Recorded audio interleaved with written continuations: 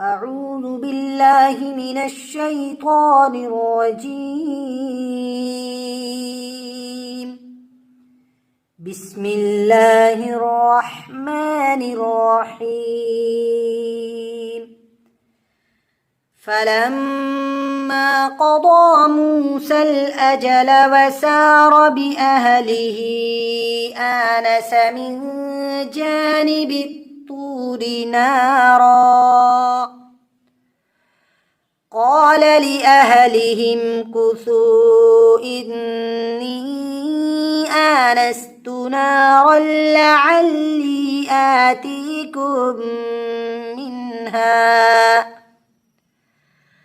آتيكم منها بخبر أو جذوة من النار لعلكم تصطلون.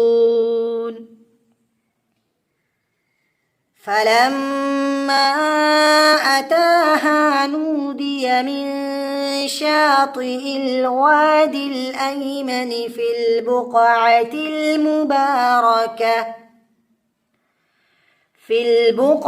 المباركة من الشجرة أن يا موسى إني أنا الله رب العالمين وأن ألق عصاك.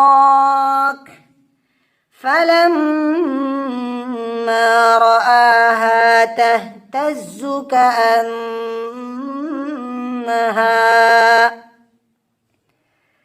كأنها جان ولا مدبرا ولم يعقب. يا موسى أقبل ولا تخف إنك من الآمنين. أسلك يدك في جيبك تخرج بيضاء من غير سوء واغمم إليك جناحك من الرهب فذلك برهانان من ربك إلى فرعون وملئه إنهم كانوا قوما فاسقين. قال رب إني قتلت منهم نفسا فأخاف أن يقتلون وأخي هارون هو أفصح مني لسانا فأرسله معي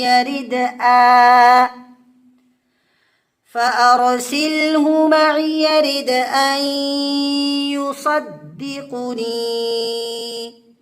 إني أخاف أن يكذبون. قال سنشد عضدك بأخيك ونجعل لكما سلطانا فلا يصلون إليكما بآياتنا أنتما ومن اتبعكما الغالبون.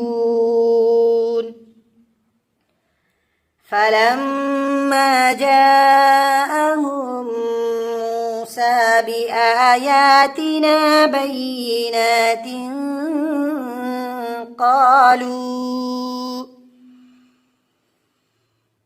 قالوا ما هذا إلا سحر مفترى وما سمعنا بهذا في آبائنا الأولين.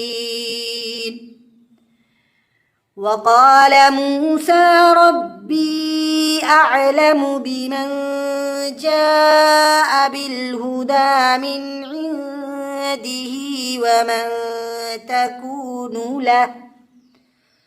ومن تكون له عاقبة الدار إنه لا يفلح الظالمون. وقال فرعون يا أيها الملأ ما علمت لكم من إله غيري فأوقد لي يا هامان على الطين فاجعل لي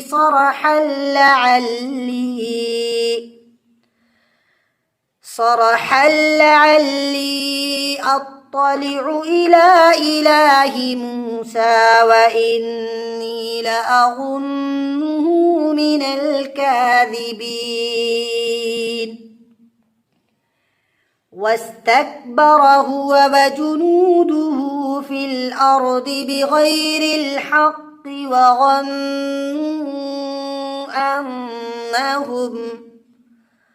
وظنوا أنهم إلينا لا يرجعون.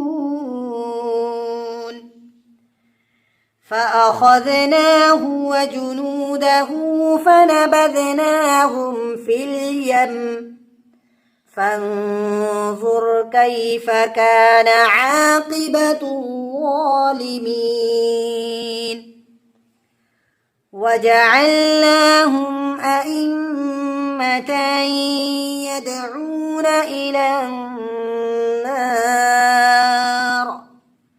ويوم القيامة لا ينصرون. وأتبعناهم في هذه الدنيا لعنة ويوم القيامة هم من المقبوحين. صدق الله العظيم.